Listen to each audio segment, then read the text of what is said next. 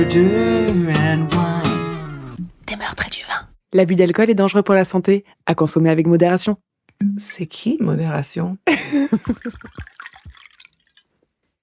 Hello. Hello. How are you? I'm good. Et toi? Ça va. Oui. Pour une entrée dans une nouvelle année un peu, je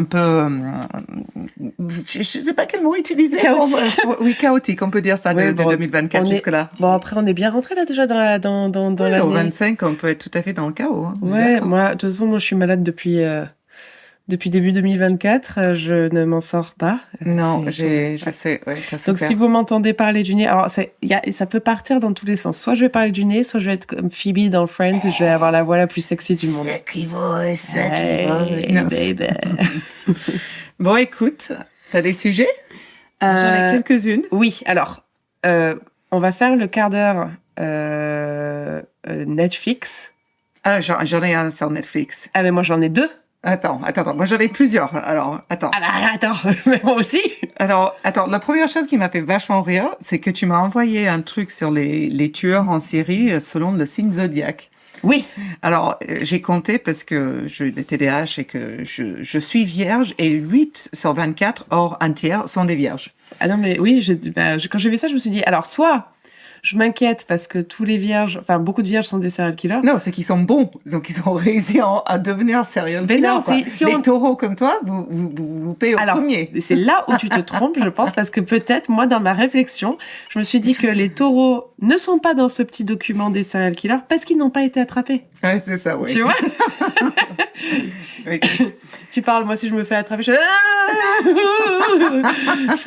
c'est comme j'ai vu un mec qui était jugé au tribunal pour apparemment il a fait des fausses factures ou quoi. Et le mec, en fait, il a pris le stand, la parole. Et il s'enfonçait. Il était, non, mais alors, attendez, moi, déjà, je n'ai pas fait que 2 fausses factures. Je veux dire, j'en ai fait plein. Et le mec, il s'embourbait. Il y avait un tueur comme ça aussi qui a pris sa défense aussi. Il n'a pas pris d'avocat. Et genre, quand la témoigne ou la personne qui témoignait contre lui pour une tentative de meurtre, en fait, il s'est emporté à un moment. Il dit, mais j'aurais dû tuer ça. Donc, ouais, ok, bon, allez. Hop, tchic. Coché. Voilà, donc il y avait ça qui m'a bien fait rire. Alors sur Netflix, alors je sais pas si c'était sur Netflix, mais un truc que j'ai regardé que t'as dû voir, c'est la suite de l'histoire de Natalia Grace. Non. Oh, t'as pas vu cette histoire? Alors Natalia Grace, c'est qui? C'est l'espèce de vieille qui s'est fait adopter en étant petite? Oui, mais c'est pas une alors, vieille, c'est un enfant. me dis pas parce que je enfant. sais pas du tout cette histoire. Ok, bon, écoute. Et ça a l'air intense. Ouais, en fait, ils ont fait une première série de 40 000 épisodes, puis ensuite une deuxième, où en fait, ils l'interrogent, voilà. Et en fait, dans la première, tu te poses vraiment la question, est-ce que c'était une petite fille ou est-ce que c'était un adulte? Et en fait, quand tu vas de plus en plus dans l'histoire, c'est une histoire de fou. Ah, putain. Je te raconte rien, du coup, je barre de je suis désolée, cher auditeur et chère auditrice, mais je veux trop voir ce truc. Ah non, mais à regarder totalement. Cette histoire, elle est géniale. Ok, alors moi, elle est géniale. Elle est hyper traumatisante. Ça a l'air chelou. Ouais, chelou complet. Ça a l'air chelou. Moi, j'ai vu le documentaire sur le chirurgien.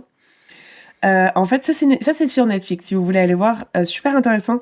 En fait, c'est un chirurgien qui est de la Suède ou de la Norvège, je crois Suède, et qui est un précurseur. Le gars, en fait, il a inventé l'implant de trachée en plastique, en fait, que tu crées en 3D. Et du coup, pour remplacer les gens qui ont des cancers de la trachée, etc. Ouais. Donc, le truc, c'est... Donc, au lieu d'avoir le petit trou, là... Au lieu d'avoir le petit trou qui fait bonjour... Bah, tu as une vraie trachée. D'accord. Et en fait, tu l'as construit en 3D, comme avec l'imprimante 3D, etc., avec l'imagerie de la trachée qui est déjà dans le patient pour que ça colle. Donc, le principe déjà de base, c'est incroyable. Comment dire, life-changing. Ça ne fait pas partie des choses que toi et moi, on pourra réaliser. Ah non. Moi, déjà, si tu me donnes ta pâte à modeler et que j'arrive à faire une maison, je suis contente. Mais... Une maison, c'est compliqué. Tu aurais pu commencer plus. Mais je sais pas, tu fais une boule et une boule un peu plus pointue pour le toit. Alors, déjà, t'es trop. Moi, je suis un architecte. Mes maisons sont pas carrées. Tu vas trop loin, quoi. Et du coup, en fait, donc, incroyable, le monde entier parle de ce chirurgien qui est novateur et qui est exceptionnel. Et je sais pas si je dis la suite, parce que c'est... Non. Ouais. Allez voir ça, c'est un chirurgien, je sais pas quoi, tapez chirurgien sur Netflix. C'est hallucinant. Et le pire, c'est que il s'est mis avec une nana, donc il était censé faire un documentaire sur lui, donc une journaliste, qui est censée faire un documentaire sur lui parce que le mec est incroyable. Et donc, du coup, tu la suis, elle, dans tout ce qui s'est passé par la suite, quoi. D'accord. Incroyable. Okay. Ce documentaire m'a cloué sur place. Et à la fin, vous allez voir, vous allez tous faire « Quoi ?»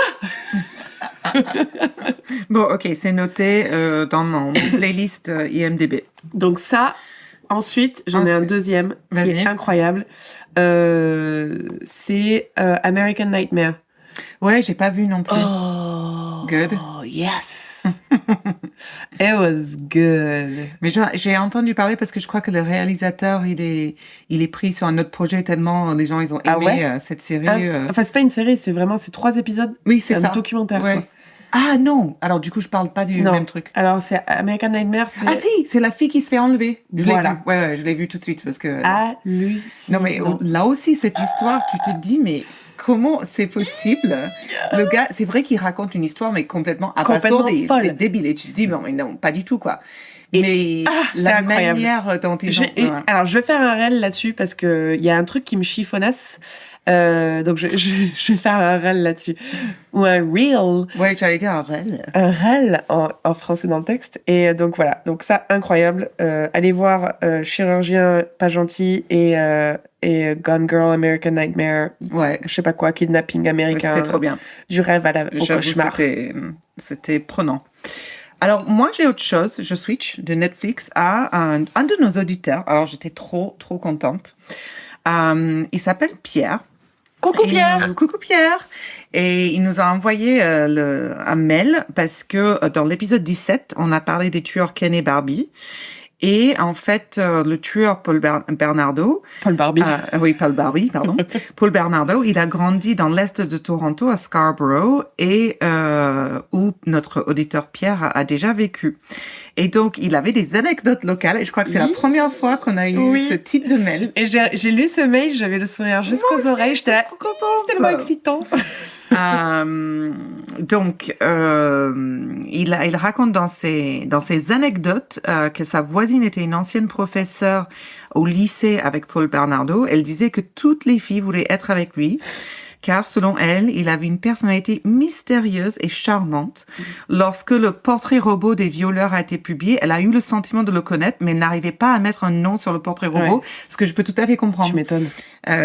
Par exemple, quand tu fais des dégustations de vin et tu sens un truc genre lambda que tu sens tous les jours, le poivre, t'es pas, sans le reste, tu peux pas le visualiser. Ou quelqu'un, quand tu les vois pas dans un contexte, tu n'arrives pas à savoir d'où tu les connais. Mais moi, c'est pire. Je rencontre une personne, elle me donne son prénom et 2 jours après, je suis là... 2 jours, on se 5 minutes, 5 minutes. Pourquoi vous me parlez? Voilà, donc ça c'était cool comme info.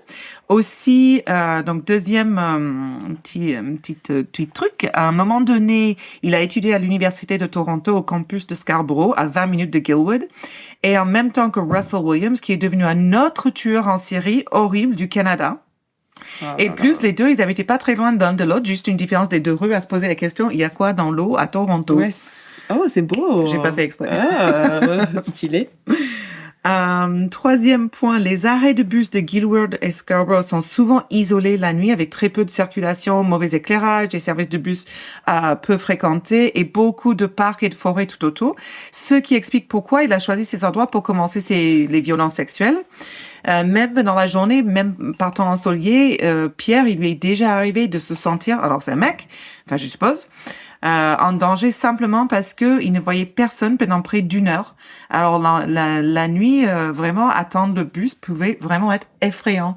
Donc c'est encore plus marquant comme un détail qu'on pouvait pas savoir sur cette histoire. Ouais.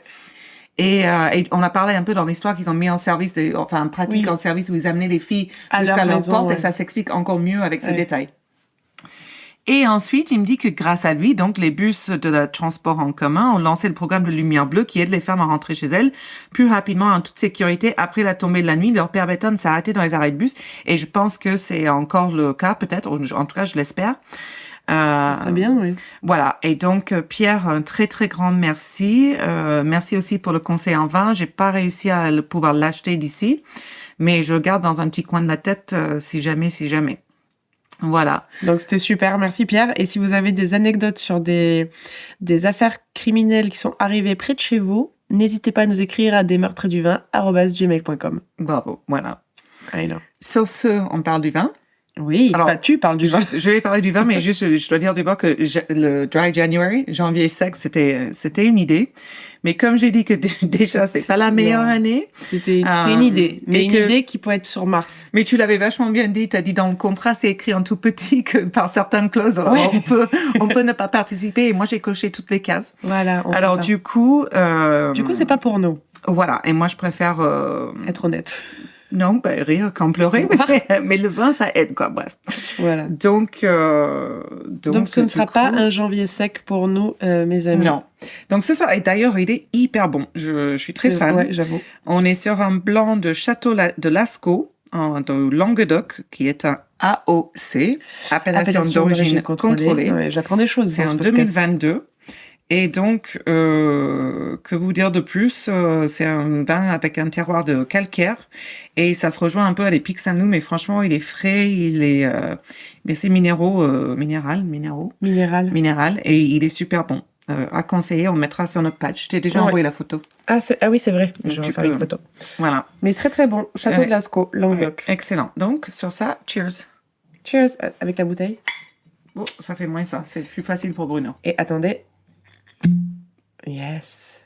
Good pop. C'est juste pour vous faire croire qu'on vient de l'ouvrir. Voilà. Et donc, ce soir, ce n'est que moi qui raconte une histoire parce que j'en ai une un peu longue. Et donc, du coup, Charlotte, c'est mon invitée. Elle chill, Chacha. Ouais, mais Charlotte, elle va avoir des choses à dire. C'est vrai? Parce que mon histoire, je raconte l'histoire de Phil Spector. Ouh! C'est une bonne idée, Vous voyez ça. sa tête, là. Ouais. Ah, j'aurais jamais pensé à le faire. Alors, c'était compliqué parce qu'il y a beaucoup de choses qui se sont dit sur lui. Il y a le documentaire Netflix aussi, etc. Ah bon? Ouais, il y a un documentaire Netflix j'ai sur pas Phil vu. Spector. Et en fait, j'ai plus pris dans d'autres sources, notamment un autre podcast, donc que je vole Complètement. pas complètement, mais pas mal quand même. Écoute, à partir du moment Mais où c'est en t'es- anglais, donc je veux faire profiter les Français. francophones. Voilà. Voilà. À partir du moment où tu lâches ton art, on peut le piquer. Voilà. C'est pas lâcher, c'est aussi je mets à ma sauce, on va dire. T'as bien À raison. notre sauce, parce que tu vas m'aider. Yes, chef. All right. Donc, on y va parce que j'ai jamais dit les choses rapidement, donc Et puis je vais te commençons. Un peu. Alors, on va plonger dans l'univers de Phil Spector, qui il était et quelle a été sa vie. Et ça donne vraiment une idée de ce qu'il a fini par faire, en fait.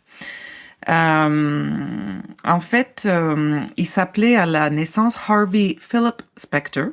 Il est né en 1939 dans une famille juive d'immigrants de première génération et il vivait dans le Bronx, à New York, le Bronx. La famille est arrivée d'Ukraine en 1913 et il est fort probable que ses parents soient cousins germains, car il y a une lignée qui a été retrouvée de leurs grands-parents. On a découvert qu'ils étaient très similaires sur leur papier de naturalisation, donc c'est juste une petite note en passant. Voilà. En 1949, lorsque Phil n'a que 9 ans, son père, un ouvrier de fer endetté, se donne la mort par asphyxie au monoxyde de carbone. Phil n'a, comme j'ai dit, que 9 ans. Et c'est tragique, forcément. C'est très trendy, le monoxyde de carbone pour Ah bon? Je pensais que les gens sont passés sur des... À l'époque, c'était pas un cacheton qu'on prenait? J'ai écouté une histoire sur une actrice de cette époque-là qui s'était tuée comme ça. Mais c'était à l'époque où les gens étaient riches et ils avaient des garages privatifs, quoi. Ben, c'est ça. Damn it! Donc, je continue. C'était tragique. Et...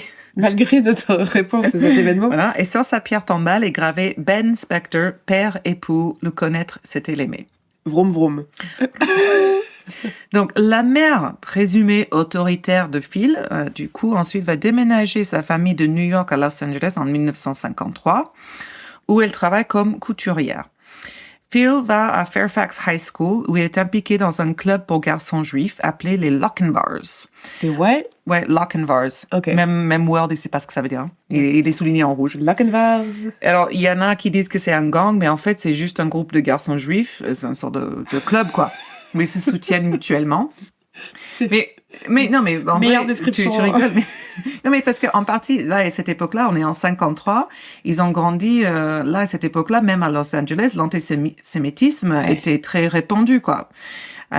Et c'était son high school, enfin, son Fairfax, c'était connu comme une école secondaire juive. Et le directeur même enseignait à une classe d'hébreu moderne. Et certains parents ont commencé à retirer les enfants parce qu'il y avait une trop forte population juive. Okay. Et ils étaient pas à l'aise avec ça. Et c'est assez drôle parce qu'aujourd'hui, on pense pas à Los Angeles ou Hollywood comme antisémite. Donc, et puis tant mieux, même sans rentrer dans le sujet d'actualité, of course. Mais bon, voilà. Donc, Phil était à Fairfax High School et puis il était connu pour être ultra talentueux. Il était hyper gentil avec tout le monde. Et en plus, on voyait quand même bien qu'il allait être un succès musical. Il était chef de file des Pom-Pom Girls. Mais non! Ouais, c'est genre, ok. J'imagine, parce qu'il y avait quand même une tête particulière, quoi. Ah, mais grave. Oui, mais bon, tu vois, enfin, je pense qu'à l'époque aussi, c'était, il y avait plus de mecs qui étaient c'était un Pom-Pom Boy, mais c'était peut-être moins. Puis aussi, il était spécial. Enfin, le fil était petit, il était de petite taille, il était pas, ça allait pas être le quarterback, quoi. Donc, enfin, je suppose, hein, j'en sais rien. Go, Jews! Voilà. Donc, that's not good. No, sorry. On va se faire canceler encore. Ouais, c'est vraiment juste une blague. I would say more like stop Jews right now. But yeah, c'était vraiment juste une blague, ça n'a aucun rapport avec l'actualité. We love everybody. Don't DM me. No, we love everybody, juste tant que vous ne tuez pas. On n'aime pas les tueurs, voilà. Bizarrement. Et donc, c'est à ce moment-là qu'il va commencer à utiliser le nom de Phil, qui fera légalement changer plus tard, parce qu'il n'aime pas son prénom de Harvey. Alors là, il devient obsédé par l'écoute de musique à la radio AM, et ça va changer sa vie. Il va traîner dans la salle de musique de lycée de Fairfax, il apprend la guitare, il participe à des spectacles de talent scolaire. Ah ouais. Il va former un groupe avec 3 de ses amis du lycée, et le groupe s'appelle The Teddy Bears. Et il traîne dans des studios d'enregistrement locaux pour apprendre la production musicale. Et il y a un gars qui s'appelle Stan Ross, le propriétaire et producteur de Gold Star Records à Hollywood. Il s'attache à lui et commence à donner des cours particuliers à Phil Spector pour la production musicale. Trop bien. Et c'est comme ça qu'entre 1950 et 1984, quand même, que Gold Star Studios devient l'un des studios les plus importants au monde. Et ils vont avoir des artistes comme The Beach Boys, Richie Valens. Non, mais il est mort dans le plane crash. La Bamba. Non. Eux, ils ont un autre accident d'avion. Carlos? Il y a eu, non, The Big Bopper, Richie Valens et un autre, celui avec les lunettes, sont morts dans un avion. La Bamba. T'étais né aux années 80, 90, toi? Oui, mais oui, je connais Para Bailar la Bamba, mais je sais, c'est tout. Arrête avec ton bon accent, hein. Bon, passons. Bref. Donc, Richie Valens et Jimi Hendrix, tous ces gars-là ont produit de la musique dans ce studio et c'est de la musique qui va changer l'histoire du monde, quoi. The Who, ils ont enregistré là aussi. Ouais. Donc, vraiment, un nombre d'artistes d'enregistrement vont y jouer, enregistrer, etc. Donc, Phil, il apprend le métier. Et en 1958, The Teddy Bears vont signer chez Ara's Door Records, où ils vont obtenir un contrat pour acheter 2 à 3 chansons de Phil. Et l'une des chansons is To Know Him is to Love Him, inspirée de l'inscription sur la pierre tombale de son père. Oh. Cette chanson-là va arriver en tête de classement du Billboard Hot 100 et va se vendre à plus d'1 million d'exemplaires. Wow. En 1958, ils se produisent dans Dick Clark's American Bandstand. Yes. Je savais que ça allait te faire plaisir. Dick Clark's New Year's Rockin' Eve. Voilà, elle allait faire la référence de Friends. Je l'ai presque noté tellement je savais qu'elle allait faire. Mais Charlotte le connaît encore aujourd'hui parce que même à l'époque, mais c'était un truc énorme, une grosse affaire, quoi. Donc, ouais, c'était cool. Et entre-temps, par contre, c'est assez intéressant parce que la maman de Phil, Bertha, apparemment. Ouais. En fait, elle l'encourage à apprendre la sténographie. Parce que lui dit que la musique, c'est pas, c'est pas sûr, filet de sécurité, nanana. Donc, au cas où ça fonctionne pas, t'aurais autre chose, voilà. Ouais. Et c'était sûr que voilà, c'était un truc qui diraient les parents même aujourd'hui, que voilà, la musique c'est pas réel, bien quoi. Sûr. Donc, entre tout ça qu'il est en train de faire, entre 1957 et 1960, Phil Spector trouve un emploi de sténographe à temps partiel au tribunal du centre-ville de Los Angeles où, entre autres affaires, il va travailler sur l'affaire de meurtre de Lana Turner par Cheryl Crane, que tu as fait dans une des épisodes. C'est la fille de Lana qui poignarde le petit ami de Lana. Johnny Stampinato. Voilà. Je sais plus. Elle s'en est sortie. Incroyable. Donc lui, il a travaillé pendant ce procès comme sténographe. Incroyable. Ouais, c'est assez fou. Hein. On va aussi le proposer dans ce temps. Alors, j'ai pas trop compris, mais de travailler comme interprète pour l'ONU de Fidel Castro. What? Non mais voilà. Alors, mais peut-être qu'il parlait d'autres langues, je sais pas. En fait, ce que j'étais en train de lire le truc et là, je me suis fait une note à moi-même entre pom-pom boy, sténographe, producteur, interprète. C'est un peu Forrest Gump. Et là, il a 12 ans. Aux 20 ans, comme à l'époque, tu sais, tu pouvais tout faire à 20 ans. À 20 ans, t'avais l'air d'en avoir 48, hein, donc... Oui, et puis lui, il avait un sacré style. Mais on y arrive, ça paraît de son style. Donc, The Teddy Bear se sépare malheureusement en 1959. Ah non. Après avoir connu le succès en produisant quelques disques, ainsi qu'en jouant en tant que musicien de session. Donc là, Phil, il fonde sa propre maison de disques avec le célèbre producteur Lester Stills. Et c'est là que Phil Spector trouve vraiment sa voix et développe sa célèbre Wall of Sound, mur de son. Alors, je vais l'expliquer parce que je pense que c'est ce genre de détails qui, moi, m'ont intéressé, qui n'étaient pas racontés dans les trucs de meurtre, forcément. Ouais. En fait, c'est une formule de production qui est un mélange de toutes sortes d'instruments jouant en même temps à l'unisson et avec d'autres instruments qui se joignent en couches. OK. Avec en plus de couches supplémentaires et ensuite avec les voix. Et c'est comme un effet crescendo. Il y a des microphones qui renvoient le son à la régie pour être enregistré sur bande. Et c'est comme ça qui fonctionne le Wall of Sound que Spectre a créé, en fait. Spectre, pardon. Spectre, si tu le lis en français comme real. Voilà. Il dit en 1964, je cherchais un son si fort que si le matériel n'était pas le meilleur, le son porterait sur le disque. Et c'est une affaire d'augmentation où tout s'emboîte comme un puzzle. OK. Et on l'entend quand on écoute The Beach Boys, où Brian Wilson a beaucoup enregistré avec lui. Phil a sorti des chansons, mais franchement légendaires. C'est hyper unique, comme Be My Baby des Ronettes. Oh, j'adore. Voilà. He Kissed Me des Crystals. The Righteous Brothers, 1965. Ah ouais. You've Lost That Love. Unchained Melody. Oh, nice. Non, mais tout ça, c'est fou quand You're My Soul. Enfin, bref, un succès après succès et toutes ces chansons vraiment définissent cette époque-là. Enfin, Unchained Melody, c'est peut-être le chanson qui... C'était quoi? C'était dans le truc avec les Ghosts? C'était pas celui-là, la chanson? Ghost? Avec Patrick Swayze? Ouais, c'était pas Unchained Melody, la chanson? Je sais pas comment elle s'appelle. Moi, je l'appelle... la chanson de Ghost. La chanson de la poterie. Mais, ok, mais c'est Unchained Melody. Ah, Patrick. Voilà. Donc, et c'est pour ça qu'il est hyper célèbre, même aujourd'hui, quelque part. Donc, à présent, aujourd'hui, il est dans la vingtaine. Donc, comme on disait, il a que 20 ans. C'est ouf. Et c'est un des producteurs de disques, en plus de tous les autres métiers, le plus en vogue et le plus riche au monde. Quand vous aviez 20 ans. Sérieux, quoi. Moi, j'étais chez moi en train de jouer au Nintendo. Lui, il a eu 40 000 vies, quoi. C'est clair. Donc, en 1966, Phil Spector va signer son dernier acte chez la maison de disques avec Phyllis. Et c'est Ike et Tina Turner. Pas mal. Ouais. Et en fait, c'était River Deep Mountain High. Et lui, il considère cette chanson comme la meilleure chose qui ait jamais produite. Mais en fait, la chanson avait au début été ignorée par le public. Et là, c'est là où tout va vriller parce qu'il prend ça, enfin, parmi d'autres choses, mais il prend ça hyper personnellement. Et il commence à détester l'industrie musicale, il devient aigri, il se retire du monde des affaires et il commence à sombrer un peu dans une étape de dépression. Donc, il a essayé de vendre sa maison de disques, mais il a échoué. A&M Records a pas voulu l'acheter en 67. Donc là, il devient un reclus total. Il ne fait que rarement des apparitions publiques pendant quelques années, sauf pour jouer un trafiquant de drogue dans Easy Rider. Donc là, il rajoute acteur à son palmarès. Ouais, non mais sérieux. J'ai toujours pas vu Easy Rider, donc je sais. Trop, c'est fou. Il est excellent. Je sais. Ouais. Donc ça, c'était en 69. Et ensuite, il va se jouer lui-même dans un épisode de I Dream of Jeannie. Je sais pas comment ça s'appelait. Je rêve de Jeannie. Ouais, mais je l'ai pas vu non plus. Ah, c'est la série télé, tu sais, avec la meuf dans la bouteille, là. Et ouais, mais je sais même pas si c'était en France. Ah, ok.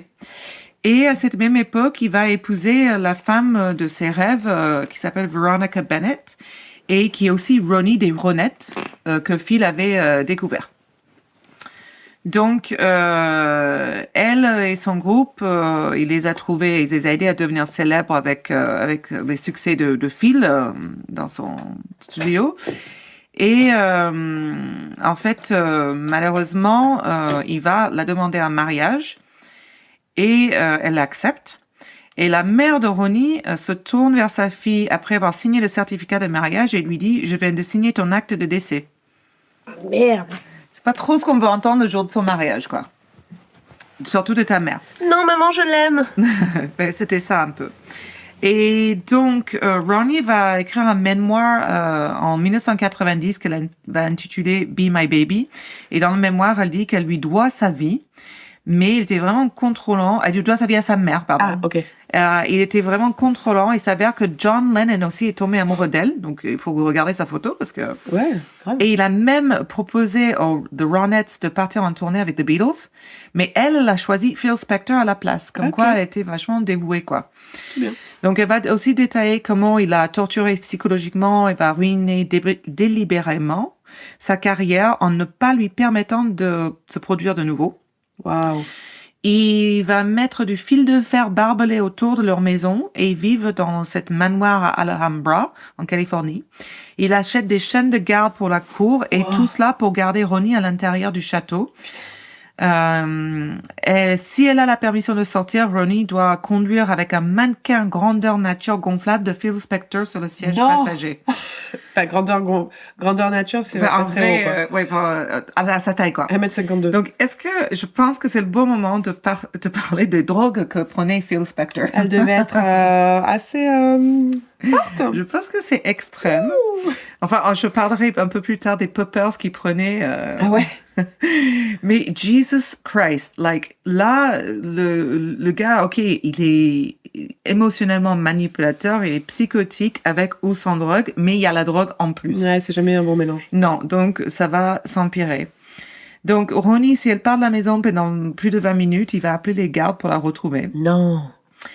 Elle dit, pauvre, je n'étais jamais autour de gens. Il s'assurait de ça. Il la maintient isolée dans un studio où sa meilleure amie. Alors, cette histoire, franchement, tu peux pas faire mieux. C'est pour ça, les détails sont ouf. Sa meilleure amie, qui était la choriste. Donc là, la meuf, elle est choriste de Ronnie des Ronettes. Okay. Et c'est la seule personne avec qui elle était autorisée à traîner. Wow. Et ce n'est personne d'autre que Cher. Oh, ça va. Sa fucking choriste! Ça va. Moi, ma choriste, c'est Cher, et toi? Non, mais voilà, cette histoire, c'est que du célèbre en célèbre. Et tous ces gens traînent autour de Phil, quoi, malgré la folie. Ouais. Bah, ils étaient un peu tous, quand même, tordus du ciboulot, quand même, à cette époque-là. Il y avait beaucoup de drogue, non? Bah, énormément. Enfin, bah ouais. C'était du grand n'importe quoi. Enfin, je pense qu'il y en a encore, mais là, c'était vraiment n'importe quoi. Une liberté d'action, de faire ce que tu voulais. Je sais pas, mais... pas pareil que maintenant. C'est certes, mais alors sérieusement, enfin cette histoire, elle devient, enfin à chaque fois, il y a jamais de crescendo comme il faisait avec son wall of sound. It's a whole wall of sound. Et si on fait un film sur Phil Spector, on l'appellera comme ça. Ok, bah oui. Bah, s'il faut, ça existe déjà. Oui, probablement. Alors le couple vont adopter un enfant en 69, et puis peut-être la chose la plus loufoque que j'ai jamais entendue de ma vie. Et j'en ai entendu des trucs. Pour Noël 1971, Phil surprend Ronnie en lui ramenant des jumeaux de 5 ans. Quoi? Ouais. Attends. Apparemment, il aurait acheté des enfants. Ah, c'était une autre époque, hein. Encore une fois, tu dis ça, mais même aujourd'hui, de rehoming, genre trouver une nouvelle maison, entre guillemets, sans trop de procédures administratives, ça se fait beaucoup aux États-Unis. Mais même c'est quoi aujourd'hui. Rehoming? En fait, par exemple, l'histoire de Natalia Grace, dont j'ai parlé au tout début, tu vas voir, elle avait été adoptée de l'Ukraine aussi. Donc, les histoires se rejoignent. Par une première famille qui ont pas voulu la garder et qui ont simplement passé par une maison d'adoption et qui les ont mis dans une autre maison. D'accord, oui. Donc, mais en fait, en gros, comme un chien ou un chat, quoi. Tu D'accord. appelles la SPA et tu dis, oui, celui-là, il me convient pas, reprenez-le ou trouvez une autre famille. Ouais, c'est chaud. Mais avec des enfants. Et par exemple, dans les histoires de Natalia Grace, même la police et tout, ils savent pas son histoire, ils savent pas, enfin, genre, en gros, tu peux juste balancer un enfant d'une maison à une autre. Et aujourd'hui, aux États-Unis, il y a quelques documentaires ou des petites histoires sur ça. En fait, ils font des rencontres, comme un speed dating, mais pour choisir ton enfant. Oh. Et les gens qui ont adopté amènent leurs enfants qu'ils veulent plus garder. Oh non. Des mecs Genre souris. célibataires, plein de Oui. gens sont là pour dire, est-ce que cet enfant me convient? Enfin, c'est légal. Ah, c'est horrible, c'est glauque de ouf. Exactement. Ah, je peux pas. Donc, pour Noël, c'est des jumeaux de 5 ans. Le marché de Red Noël. quoi. rum, red rum. Red rum. Non, mais c'est n'importe quoi. Ah ouais, c'est chaud. Voilà, c'est fucked up. Donc, Ronnie a l'impression que ce geste vise à la garder. Non. Et c'est juste une tentative de la garder captive dans leur mariage. Et les enfants sont utilisés comme des pions pour la garder là. Non, pas du Comme tout. quoi. Donc, Ronnie va jusqu'à faire exprès de commencer à abuser de l'alcool pour pouvoir partir aux réunions des alcooliques anonymes. C'est un bon plan, ça. Alors, attends, parce qu'elle se dit, il y a rien d'autre à faire pour moi toute la journée que de boire. J'ai pas le droit de quitter la maison. Je n'ai aucune Bah oui. liberté. Je me mets à boire. Précurseur sur le Covid. Ronnie, si tu Cheers nous to entends. Ronnie. C'est pas grave, ça va bien se terminer. Donc là, Phil, parce que les jumeaux n'ont pas fait l'affaire, il va mettre un cercueil Du coup, en il les or. ramène au marché. Ben, je sais pas. D'ailleurs, je vais pas vous raconter la fin des jumeaux ni de l'autre Tu sais pas enfant. ce qui s'est j'en sais rien. Désolée. Mais ça doit pas être, enfin, j'espère qu'ils sont encore avec Ronnie dans le meilleur des mondes. Enfin. Donc, il va mettre un cercueil en or avec une couvercle en verre transparent dans leur sous-sol. Et là, il va la promettre à chaque fois qu'il va la tuer et qu'il va exposer son corps si elle essaie de partir. Sympa. Ouais, Ambiance. Et donc, c'est un merde abusif et très peu sûr de lui. C'est la meilleure combinaison. Ouais, Combinaison. d'accord. Combinaison. Donc, c'est un château de cauchemar et presque c'est impossible pour Ronnie de s'échapper, mais littéralement et physiquement. Donc, moi, je trouve qu'elle mérite de boire autant que possible. Go, Ronnie, go. Et il lui enlève aussi toutes ses chaussures pour qu'elle puisse pas s'enfuir, ou en tout cas, ça va rendre la fuite plus difficile. Putain, c'est ouf. Mais elle va quand même réussir à partir avec l'aide de sa mère en 1972. Donc, les jumeaux avaient 6 ans. Elle va le faire à pieds nus. Elle va partir d'une entrée de service. Elle a dû quand même un peu investiguer quand est-ce que ça allait être possible. Lui, par la suite, va forcément ruiner sa carrière. Lors de leur divorce, plutôt, en 1974, Ronnie va renoncer à tous les revenus futurs pour les enregistrements passés, parce que Phil menace de la tuer. Et puis, on sait combien à cette époque-là, un homme puissant aurait pu menacer sa femme. Donc, oui, juste, elle veut partir. Ça doit être des centaines de milliers, voire des millions de dollars qu'elle doit abandonner. C'est clair. Elle s'en va alors qu'il est milliardaire, quoi. Et puis, il côtoie tous les gens les plus célèbres, enregistre avec eux. Mais elle va partir avec une voiture d'occasion, 25 000 $ et une pension alimentaire de 2 500 $ par mois pendant 5 ans. Et tout ça pour de la torture, quoi, en gros. Elle doit renoncer à la garde d'enfants parce qu'il menace régulièrement avec une arme à feu de meurtre si elle lui retirait. Donc excuse-moi, j'ai oublié cette partie de l'histoire. Et il va les enfermer dans une chambre dès qu'ils entrent à l'école tous les jours et ils y restent bloqués. Donc Ronnie va parvenir à relancer sa carrière, mais elle va faire un tube des années plus tard avec Eddie Money, Take Me Home Tonight. You're gonna take me home tonight. Non, je ne connais pas. Non, je l'ai pas bien chanté non plus. Je l'écouterai. Ça, c'est en 86. Et ça de la classe 4e. Et Ronnie et les Ronettes vont être inscrites au Rock and Roll Fame.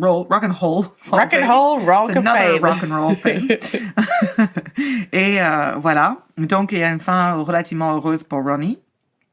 Mais pendant tout ce chaos, Phil Spector prépare son grand retour. Il va travailler avec George Harrison et Lennon aussi, John Lennon, a voulu que George soit en studio pour son album Instant Karma. Donc, lui, il a demandé à Phil de participer à la session d'enregistrement.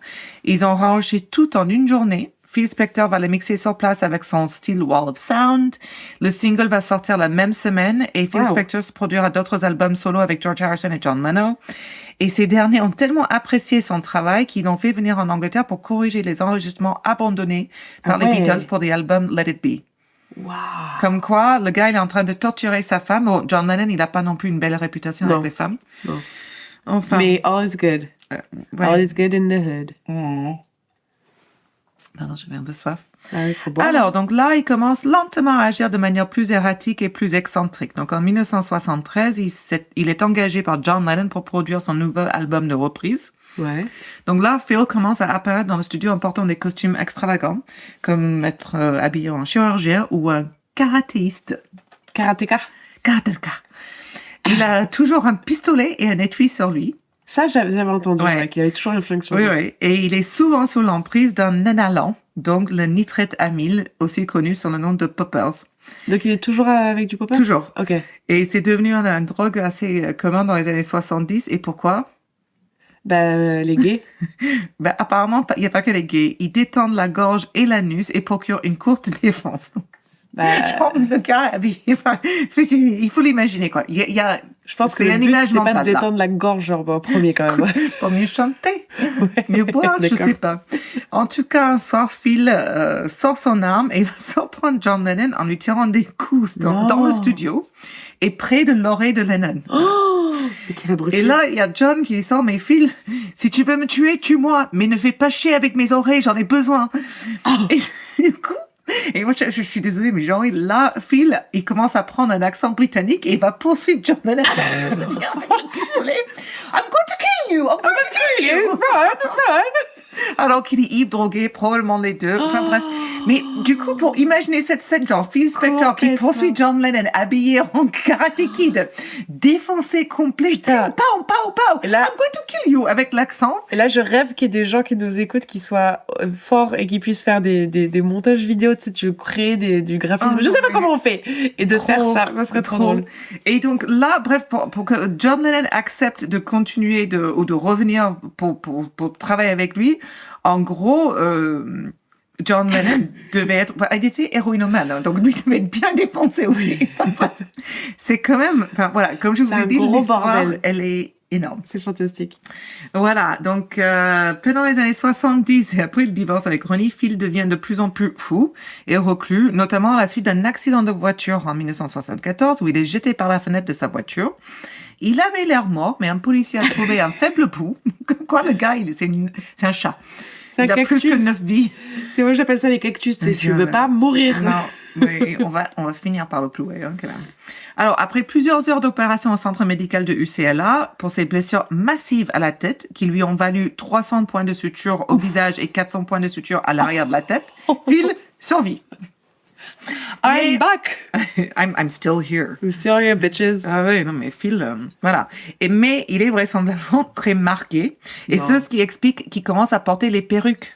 Tu sais, les perruques scandaleuses, là. Ah, c'est à cause de ça. Et tu vas, l'Insta va être génial avec Phil Spector parce que tu vas avoir toutes les photos avec des différentes perruques parce que pendant son trial, en fait, Il portait des trucs chelous. Ben, en Mais je fait, il y crois a que eu c'est un ses perruque. cheveux. Bon, il a toujours nié porter des perruques, mais en fait, Ouais. il arrivait tous les jours avec des costumes absurdes.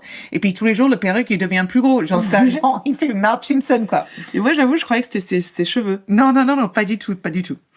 Donc, c'était ça. Enfin, il faut que tu regardes les photos. Je c'est énorme. regarderai. Et aussi, avec ça, on revient à la théorie du traumatisme crânien Oui. dont tu Mais parles ça, c'est souvent. jeune, en Mais bon, général. lui, il était déjà taré, mais ça n'a pas dû aider, quoi. Ouais. So, il est un peu psychotique. Et là, il va quand même travailler avec d'autres musiciens remarquables, genre Leonard Cohen, qui lui aussi était taré. Ouais, complet. Les deux vont se bourrer la gueule en écrivant 12 chansons, mais ils sont ivres. Ils se menacent tous les deux de pistolet dans la dispute. Ils se tuent pas, évidemment. L'album, Oh là par contre, là. était un échec. Bizarrement. Et Cohen, quand il a des souvenirs des enregistrements de studio, il disait, et je cite, qu'ils étaient armés jusqu'aux dents. Vous glissiez sur les balles et vous mordiez des revolvers dans votre hamburger. Waouh. Donc, je sais même aux USA, je pense qu'il n'est pas nécessaire d'être armé autant dans un studio. Mais C'est voilà, ridicule. c'est les années 70, je sais pas.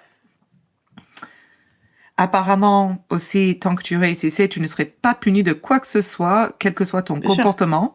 Alors, vous tirez une balle dans l'oreille de John Lennon, ben, peu importe. Là, à cette même époque, Debbie Harry, de Oui. Blondie, Elle va être invitée par Phil dans son manoir pour discuter d'une collaboration. Et peu après son arrivée, elle dit qu'elle a pointé un pistolet sur elle et il va déclarer, il l'a mis dans ma botte et il a fait bang. Et elle se dit, mais sors-moi de là. Ouais, stop. Tout ça, ça marque, en fait, c'est l'habitude de braquer des armes sur les gens. Donc, apparemment, ça s'est devenu presque normalisé. Genre, ça faisait partie de sa réputation, quoi. C'est Phil, ça va. Crazy Phil. C'est Gérard, ça Nutty va. Nutty Phil. Voilà, c'est ça. C'est notre Gérard Depardieu. Oui, et moins fou que lui, quand même. Jusque-là, mais il a encore le temps. Ouais, pour l'instant, on parle pas d'enfant. Ouais. Donc, en 1979, The Ramones vont engager Phil Spector et vont réaliser qu'il y a ce qu'ils appellent deux Phil. Donc, il y a un Phil gentil et un méchant Phil. Donc, Dr. Jekyll, Mr. Phil. Alors, parfois, il s'habille de manière décontractée, il est facile à vivre, il est drôle, et parfois, il porte une cape, des lunettes de soleil, ses insultes deviennent méchantes, et il fait des choses complètement tarées. Dee Ramone va raconter qu'il essayait de quitter le studio après une longue session, et Phil a sorti un pistolet et lui a dit, tu n'iras nulle part.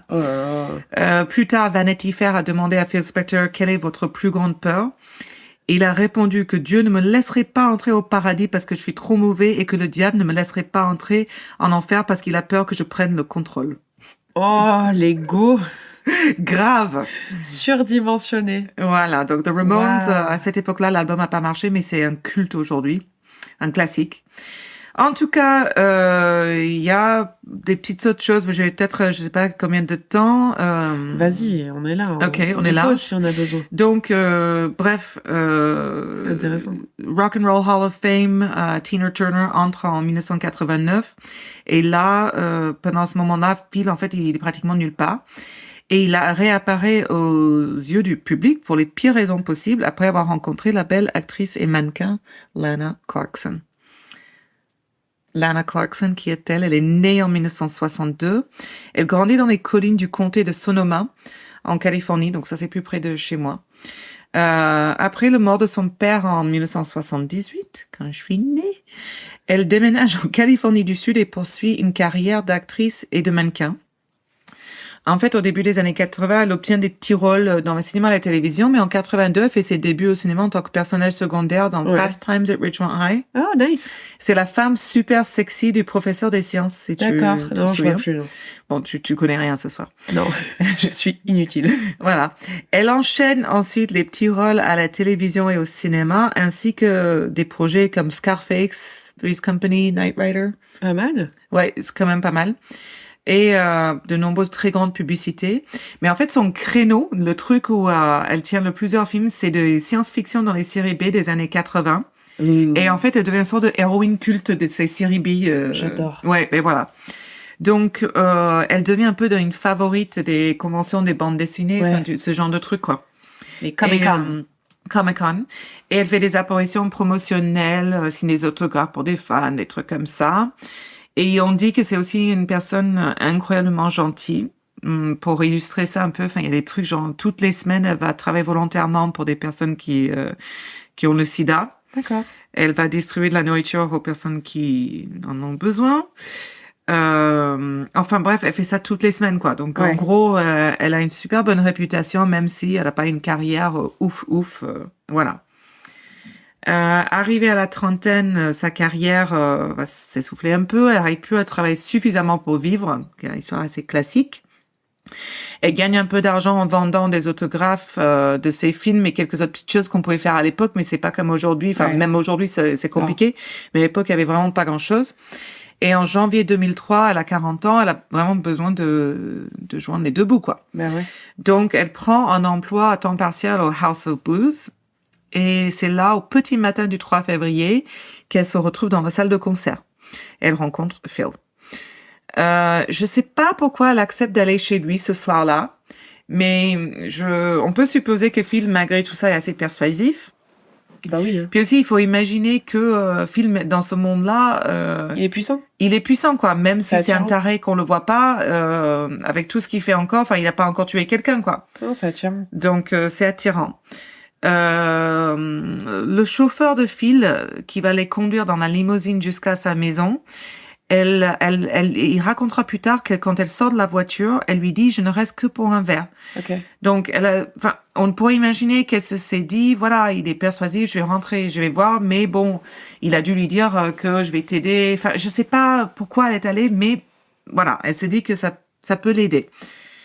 Et voilà, c'est une légende, nanani. Bah oui. Donc, bon, bref. Ils entrent dans la maison et le chauffeur va rester dans l'allée devant. Et 1 heure plus tard, le chauffeur entend un coup de feu de l'intérieur de la maison. Et Phil Spector sort alors à l'arrière de la maison armé d'un revolver Cobra 38 Colt. Et là, il dit au chauffeur, je crois que je viens de la tuer. Je crois que je viens de la tirer dessus. Wow. Le chauffeur va appeler le 911. La police arrive et constate que Lana a reçu un seul coup de feu dans la bouche. Elle est morte. Spector sera accusé de meurtre. Mais il reste en liberté, moyennant une caution de $1 million, qui pour lui doit pas être beaucoup. Facile. Et il est autorisé à rester dans sa magnifique manoir jusqu'à l'ouverture de son procès en mars 2007, donc 4 putains d'années. Wow. Et c'est comme ça pour les riches, ils sont pas obligés de rester en prison, quoi. Non, bah non, pour quel intérêt? Donc là, le procès, c'est qu'à toute l'époque, comme O.J. Simpson et tout le tralala, le procès va être retransmis en direct à la télé depuis la Cour supérieure de Los Angeles, autorisé par le juge de cette époque, et forcément, ça devient un cirque. Ah oui. Et c'est surtout à cause de ses cheveux, qui, en fait, jusqu'à un moment, comme je dis, il va arriver chaque jour pour le procès et il va porter des costumes complètement ridicules. Et tous les jours, en fait, il va porter un nouveau perruque jusqu'à, je crois qu'il y en a un qui fait 60 centimètres au-dessus de la tête, quoi. C'est complètement ridicule. Il veut te de voir. Et en fait, tout le monde rit, en parle, mais on parle que de ça, alors que c'est quand même un procès pour un meurtre, quoi. Bah, comme d'hab, tu sais, les gens, bon, bref, on va pas... Ben voilà. Donc, en fait, il y a une belle femme qui a été tuée, mais en fait, t'as vu ses cheveux, quoi. Ouais. Donc, c'est pas que à cause de ses cheveux, de tout ça. Mais en plus, Phil, il est connu pour avoir braqué des armes sur des gens. Il y a plein de femmes qui ont une relation et qui la racontent, mais il y a d'autres femmes qui ont quand même, auraient envie d'avoir une relation avec lui, tu vois. Donc, c'est complètement, enfin, c'est America, quoi. Oh, pas qu'américain, hein. T'as vu Nordal Lelandais, là, il vient d'être papa, hein. Parce qu'il y a une meuf, Nordal Lelandais, qui a un meurtrier, qui a été condamné. Mais une femme, il a dû recevoir plein de courriers de femmes qui sont fans de meurtriers. Franchement, les mecs, ils sont déjà assez cons comme ça, juste normal, sans être meurtres. Non. Ils se retrouvent avec des courriers de femmes, et là, ils ont eu crac-crac. Et du coup, vous avez entendu? Et du coup, il vient d'être papa. Super. Voilà, on adore. Bon, mais écoute, hein, certaines femmes savent les choisir. Donc, Lana se trouvait dans le foyer. Elle essayait probablement de partir au moment où elle a été abattue. Parce que ça, c'était quand même le mode opératoire de Phil Spector. Ouais. Cela se produisait généralement après qu'il avait été rejeté d'une manière ou d'une autre. Évidemment. Il sort son arme et à chaque fois, il pointe l'arme sur la femme ou l'artiste qui essaye de quitter, quoi. Et donc, l'accusation souligne qu'il y a une sorte de schéma, quoi. Enfin, ça c'est déjà, il y a un modèle, ça s'est passé. Même si pendant son procès, de nombreuses anciennes connaissances de femmes, surtout, ont témoigné qu'il avait pointé une arme sur elle lorsqu'ils avaient tenté de quitter, même son ex-femme Ronnie qui va aussi témoigner contre lui. Mais pendant ce temps, c'est là, par contre, il y a un documentaire et vraiment, ça te rend folle. Ces salopards, en fait, malgré leur serment public de ne pas le faire, forcément, la défense va tenter de salir, mais complètement le nom de Lana pour convaincre le jury de l'innocence de Phil. Bien sûr. Et leur argument, la voici, Lana, dévastée par la fin de sa carrière, s'est tirée volontairement une balle dans le foyer. Et lorsque cela est devenu à la défense, les gens, ils ont vraiment été contrariés, même là, personne n'a cru, donc heureusement. En quoi ça va l'aider de se tuer? Alors, je sais pas, mais ça va pas aider sa carrière. Ah non, ça n'a aidé en rien, mais c'est absurde, c'est absurde. Et là, vraiment, j'avais un médecin légiste. Enfin bon, attends, je vais raconter parce que je deviens en colère et je lis mon histoire. Donc, des témoins experts sont appelés à la barre, notamment le docteur Michael Bannon, qui est éminent médecin légiste et paye $110,000 pour son témoignage en faveur de la défense. Wow. Et lui, il va apporter de la preuve scientifique que Lana s'est suicidée. Bien sûr, et là, ils le font longuement dans le documentaire, et franchement, t'as envie de l'égorger, le gars. Enfin, bref, deuxième meurtre s'est produit. Mais enfin, les deux parties, forcément, vont inviter des témoins experts, et ils sont payés comme ils veulent. En 2007, un juge dans le truc apparemment a décidé que le célèbre, donc un des autres gars, expert médico-légal, qui s'appelle Henry Lee, ils vont décider que... Henry Lee. Arrête de dire que tu connais. Non, c'est pas le mec qui a le John Benet Ramsey. Ouais. Oui, tout à fait. Et c'est pas, il a pas aussi fait The Staircase? Alors, je sais pas. Alors, en fait, il a travaillé en tant qu'expert dans le procès de John Benet Ramsey, O.J. Simpson et Lacey Peterson. Wow. Et tu as vu récemment ce qui s'est passé avec Lacey Peterson? C'est ça? Mais le mari est défendu par The Innocence Project. OK. Donc, il faut absolument qu'on fasse l'épisode de Lacey Peterson. Oui. Pour poursuivre sur ce qui se passe maintenant avec le mari qui est en prison. I say yes. Ouais, donc voilà, pour la suite. OK. Donc, revenons, je sais plus où je suis. Henry Lee. Henry Lee. Donc, très belle chanson de Nick Cave, d'ailleurs. Entre guillemets, encore expert. Il est célèbre pour avoir caché ou détruit un objet dans la scène de crime, donc de Phil Spector. Donc, soit un ongle en acrylique ou une serviette en couvert de sang, je sais plus quoi. Excuse-moi. Mais en gros, il a voulu faire croire qu'il s'est suicidé. Donc, il le nie, mais un juge a statué qu'il l'avait fait. OK. Donc, tu vois, comme quoi les gens payés par la défense pour Phil, c'était un peu du n'importe quoi. Oui.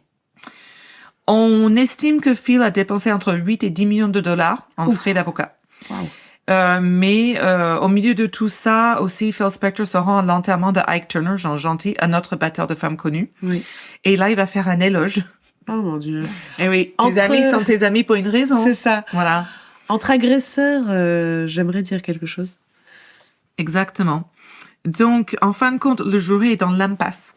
2 jurés s'opposent à un verdict de culpabilité et le juge déclare l'annulation du procès et un nouveau procès de Phil, âgé de 68 ans, s'ouvre le 20 octobre 2008. Heureusement, cette fois-ci, les caméras de télé sont pas autorisées.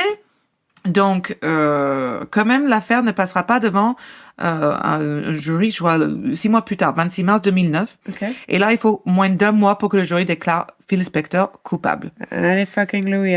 Yes, baby. Au moment où le jury lit le verdict, je pense que Phil Spector... oh non, eux, ils pensent, les gens donc dans la salle, il y a un risque de suicide. Et qu'ils se disent tellement il est taré qu'il a apporté une capsule de cyanure ou un truc comme ça. Ah ouais. Donc il y a tout un truc de sécurité autour de lui pour que si jamais quand ils lisent le verdict et qu'ils disent que t'es coupable, s'ils s'approchent de sa poche, ils sont censés l'attaquer. Ah ouais. Et ils sont à ce point-là, mais bon, vu l'histoire, pourquoi pas, oui. Voilà. Donc il a été condamné à 19 ans à perpète. Alors je sais pas ce que ça veut dire, mais bon. C'est pas grave parce que il ira en prison d'État et en février 2012, Donna Clarkson, la maman de Lana, va régler un procès civil contre la compagnie d'assurance pour un montant non divulgué, mais j'espère que c'est des millions et des millions. C'est sûr. Et après de nombreux appels de toutes sortes, tout est rejeté en 2015 et Phil Spector, dont la santé est déjà pas très bon, parce que il fallait le voir. Oui, bon, bref, pour plein de raisons. Mais y compris, apparemment, il avait perdu la capacité à parler à cause d'une maladie de la gorge. Il a trop dilaté la gorge. Ça doit être ça. Alors, il meurt du poppers de la gorge et de l'anus. De la popper satite. Non, en vrai, ça a dû pas l'aider, mais le Covid l'a poussé au bout. Le 21 janvier 2021, il meurt à l'âge de 81 ans en prison. Au revoir, Phil. Bye bye, bitch. I love your songs, but you're a fucking cocksucker. Yes. No offense to cocksuckers. No, I love cocksuckers, but not Phil. Et voilà l'histoire de Phil Spector. C'est ou Phil Spectre. Pour nos amis français. J'ai adoré. Parce qu'en fait, moi, tout ce que je connais de Phil Spector, c'est... Il a été jugé pour meurtre, mais j'en savais pas trop plus. J'avais juste vu les photos, effectivement, au tribunal, etc., mais j'en savais pas plus. Incroyable. Génial, j'adore. Kudos to you. Thank you. I love it. Chers auditeurs, merci à vous. Ouais, c'était génial. Et maintenant, on vous souhaite une bonne soirée, une bonne matinée. Bonne matinée. Bon week-end. Et on vous aime fort. Voilà. Bon fin de mois de janvier. Si vous faites le Dry January, vous y êtes. Bonne chance. Et plus que quelques jours. Voilà, likez, subscribez, abandonnez-vous. Voilà. Abandonnez-vous à notre podcast. C'est ça. Abandonne-toi. Des bisous. Bye. Si t'aimais ça, like and subscribe.